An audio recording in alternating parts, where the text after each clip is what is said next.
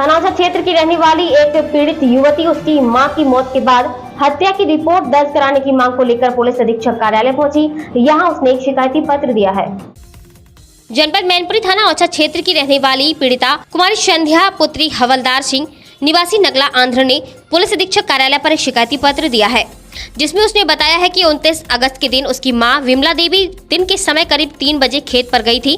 जब पीड़िता अपनी मां के पास खेतों की तरफ गई तो उसने देखा कि गांव के ही ब्रह्मानंद करियो उर्फ नेतराम जिलेदार पुत्रगढ़ देवीलाल ने एक राय होकर उसकी मां की गला दबाकर हत्या करने के बाद शव पेड़ पर टांग रहे थे। जैसे ही उसने उसकी बहन ने यह नजारा देखा और चिल्लाना शुरू किया तो सभी लोग धमकी देते हुए भाग गए।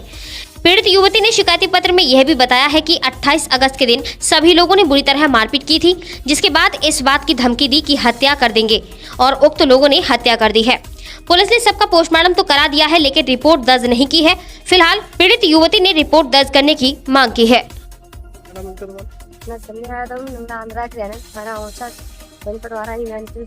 क्या घटना हुई आज यहाँ इसके हिसाब से शिकायत करने आए, क्या हुआ?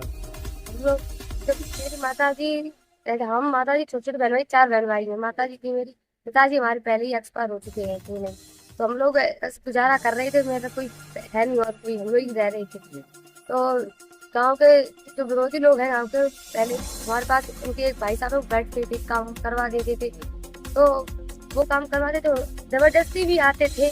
तो उनके 3 बहन भाई तो भैया हैं, 3 जिलेदार करू परमानंद। तो लोगों ने पहले धमकी भी थी हम लोगों को, किस बात की धमकी थी कि मार देंगे तुम लोगों को, तुम लोग मर जाओ, मार देंगे, मान जाओ का क्यों ऐसे घूम रहे। ये बात ऐसे कह रहे। तो हम लोग गरीब थे, हम लोग थाने जाते थे तो कुछ होता ही नहीं था।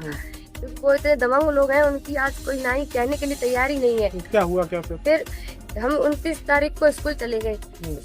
स्कूल से वापस आए, जब मेरी माँ नहीं मिली तो हम लोग खेतन की तरफ होगी जहाँ मेरी भैंस बनती, वहाँ हम लोग गए। जब वहाँ गए हम लोग तो ये तीनों लोग टांग के वहाँ से भाग रही थी। जब हम रोए चिल्लाए तो बोले इसे मार दिया, अब की बार तुझे भी मार देंगे, तुझे भी देख लेंगे। मार क्यों दिया? वजह क्या थी, किस बात? क्योंकि और खेत वगैरह के पीछे भी विवाद हो रहा था और उनके भाई के पीछे विवाद हो रहा था। वो लोग और पहले से विरोधी थे हमारे, पुरानी रंजिश थी। हाँ, तो विरोधी थे। और वो इतना होने को चले गए। जब थाने जा रहे हैं, थाने जाने के बाद भी FIR लिखवाने को बोला, FIR मना कर दिया कि हम नहीं FIR लिख पाएंगे तुम्हारी, जाओ। और एक बोल रहे कि हम जो लिखवाएं वो लिख के दो आके, हम जो दे रहे हैं वो लिख ही नहीं रहे हैं। अब क्या कारण हुआ तुम्हें यहाँ आना पड़ा है? तो वो जब लोग वहाँ से उन्होंने मुझे भगा दिया कि हम तुम्हारा नहीं कर पाएंगे।